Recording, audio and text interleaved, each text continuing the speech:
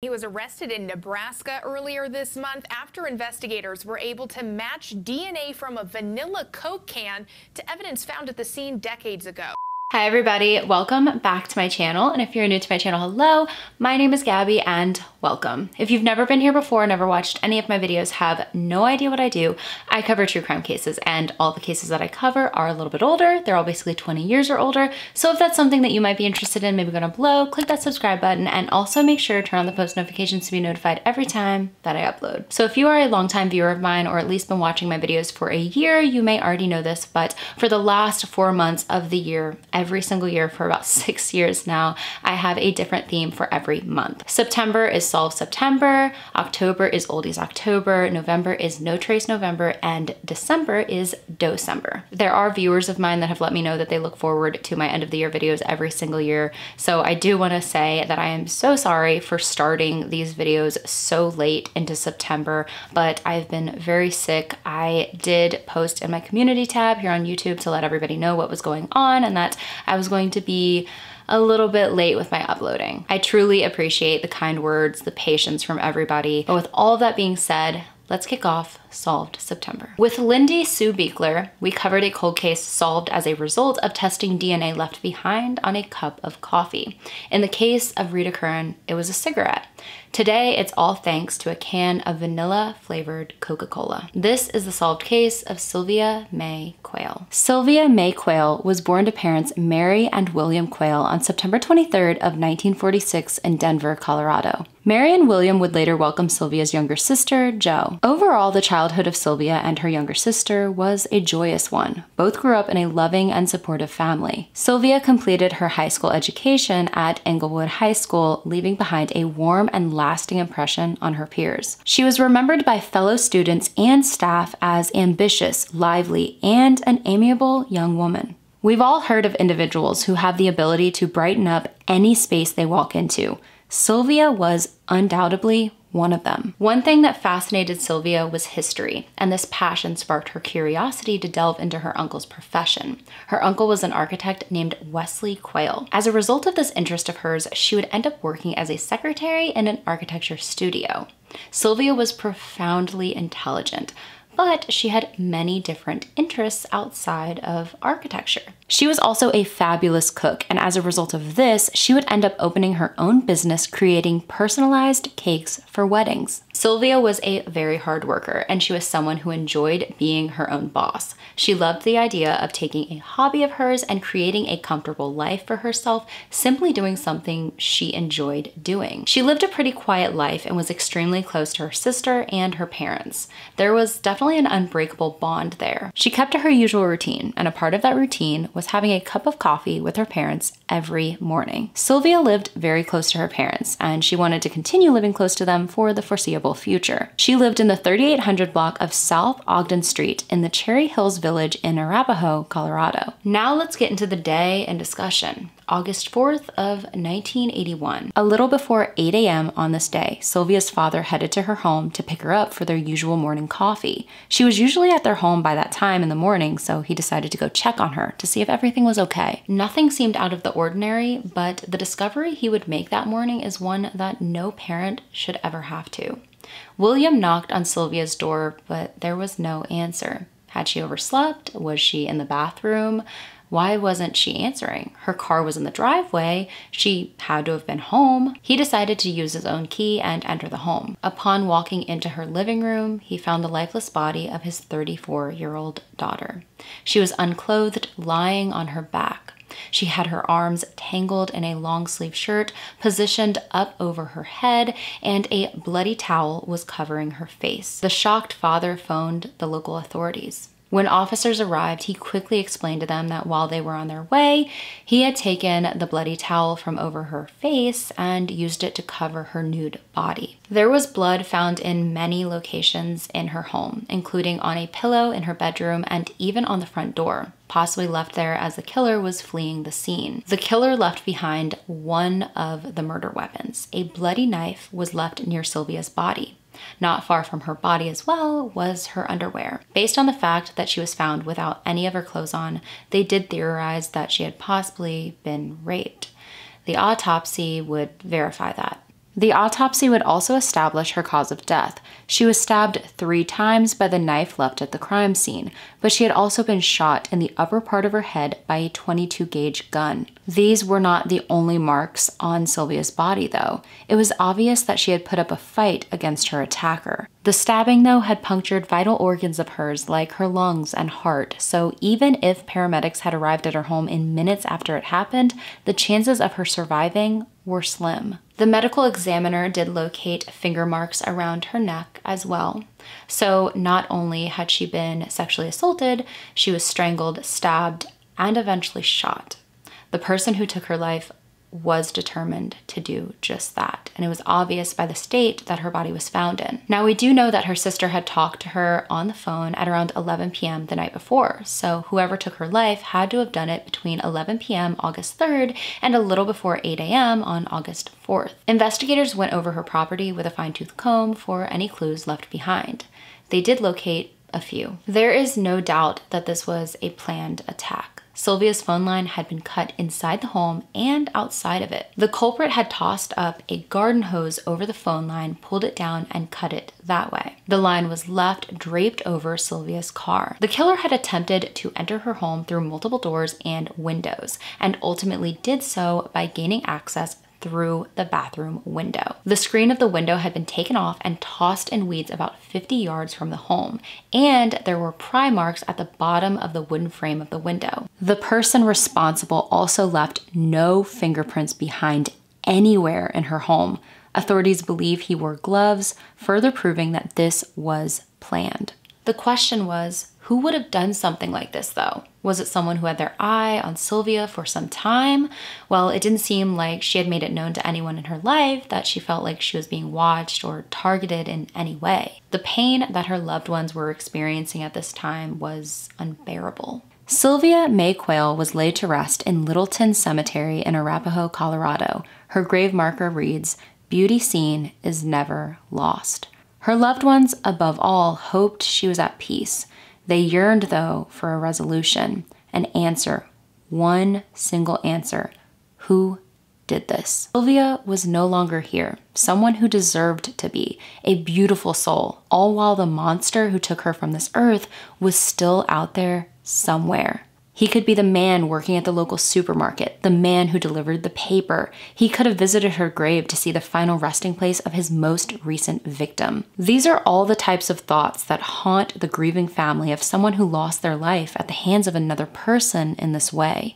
We have to remember that this was 1981. Many advances in forensic technology would have to be made to solve this case because they had done everything they could with the methods they had available at that time in the early 80s. They had collected 140 pieces of evidence, but this got them nowhere closer to solving her case. 2 years after her murder, forensic investigators decided to take a closer look at the orange carpet she was found on. They used a blacklight, and this is when they would find semen left behind. They knew that this semen had to have belonged to the man who took her life. They just needed to match it up with him.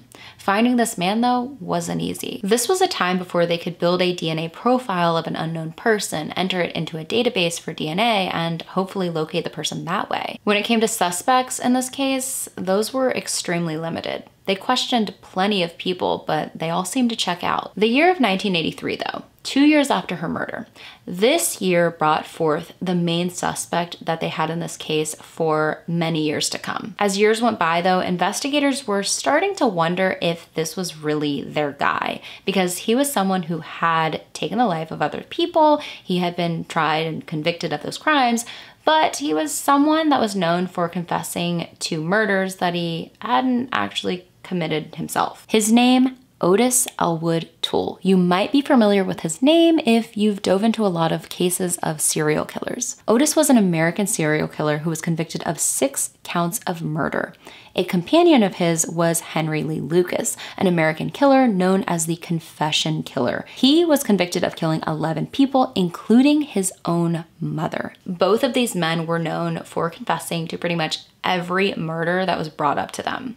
Otis told authorities that he was the one who took Sylvia's life. He seemed to describe trees and hedges around her home to a T, and this was really all that they had to go off of, but they thought that he was telling the truth. It was heavily believed at the very beginning that he may have been the one responsible. They even charged him with her murder. In 1993, though, 10 years later, his DNA was compared to the DNA from the semen found on the carpet.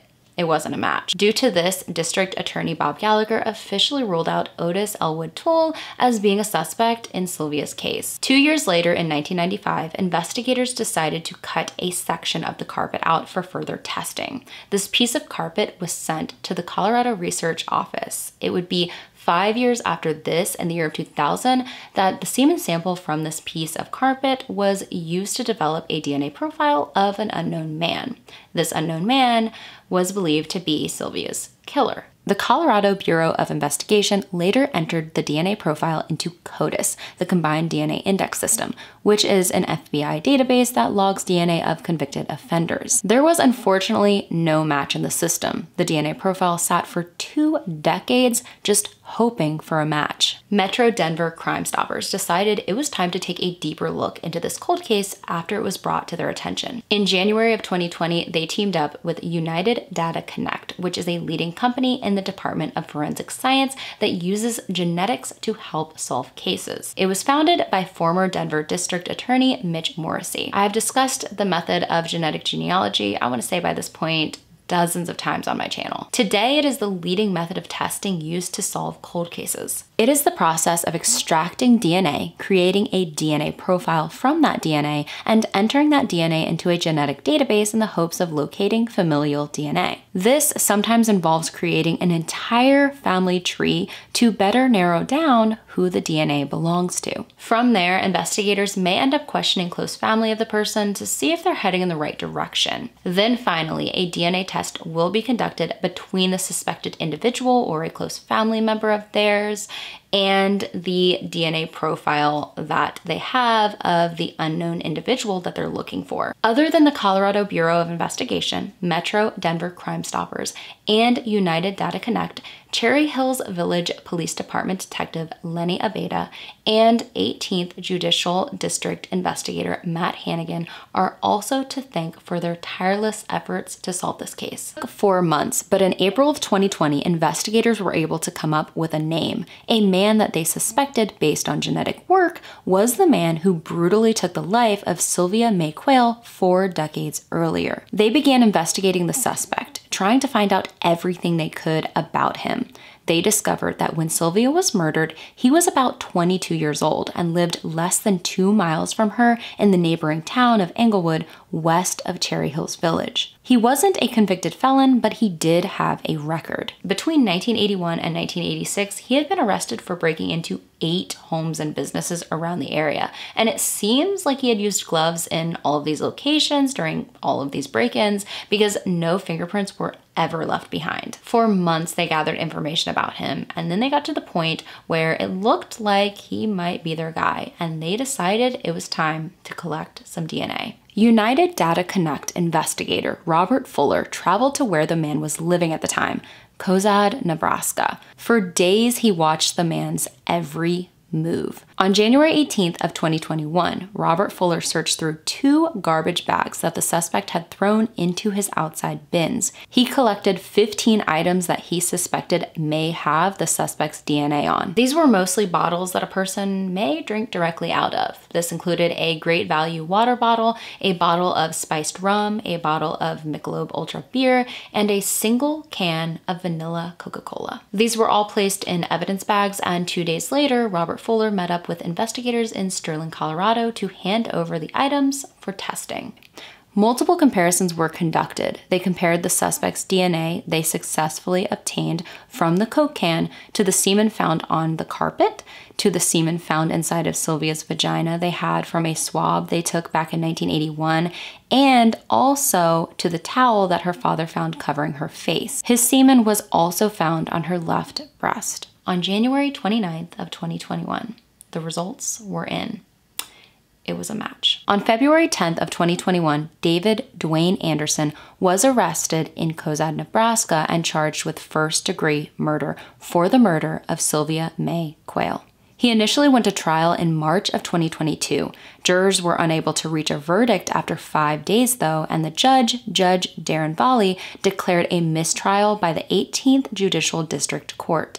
The case was taken to trial again on June 30th of that year, and this time the jury returned to the courtroom with a verdict: guilty. David Dwayne Anderson was convicted of 2 counts of first-degree murder. According to 9 News, one murder count alleged Quayle was killed after deliberation, while the other alleged she was killed in the commission of another felony. David Dwayne Anderson received the maximum sentence, life in prison with the possibility of parole after 20 years. Current laws in that state do not allow for parole, though, for first-degree murder. Let's hope that that never changes. Sylvia's sister and her brother-in-law were there to hear the verdict, though. Unfortunately, Sylvia's father passed away in 1999 at the age of 79, and her mother passed away a decade later in 2009 at the age of 91. Both are buried near Sylvia in Littleton Cemetery. Sylvia's sister, Joe Hammett, stated, "Sylvia's murder turned my family's world upside down. For the past 41 years, Sylvia missed out on family celebrations and numerous social occasions.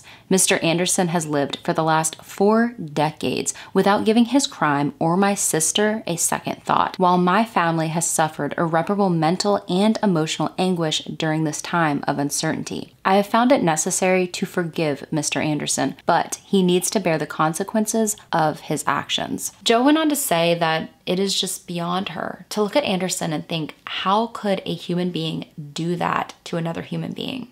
She said that her sister was just a wonderful person, so happy, creative, and full of life. Deputy District Attorney Grant Grogenbauer stated, "The brutality and randomness of this crime is every parent's worst nightmare. After he murdered Sylvia, he went on to live his life as if everything was normal. He got to experience marriage and kids. Sadly, Sylvia never got to experience those things." Mitch Morrissey stated during the press conference that it truly meant a lot to him to be able to meet the remaining members of Sylvia's family, and that the aspect of her case that really hit him the hardest is the fact that she was found by her father. I can't imagine, as a father myself,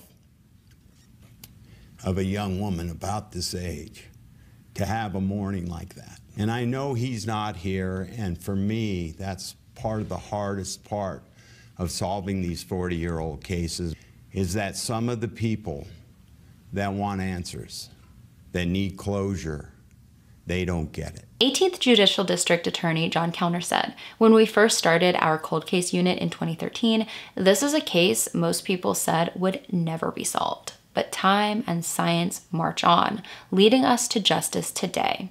This verdict should give hope to all those who are still waiting for justice and for any killer who thinks they got away. Know that we are still coming for you." What he's saying is correct. Every month we are seeing more and more arrests in cold cases, and it is all thanks to technology advancing, especially with methods such as genetic genealogy. Without genetic genealogy, this man may have never been caught. He was able to live out 4 decades after a crime untouched by the legal system, facing 0 repercussions, heartless enough to never come clean on his own. Justice is finally served, though, but we have to consider, was this his only heinous crime? Are there possibly others that he has simply not been linked to yet?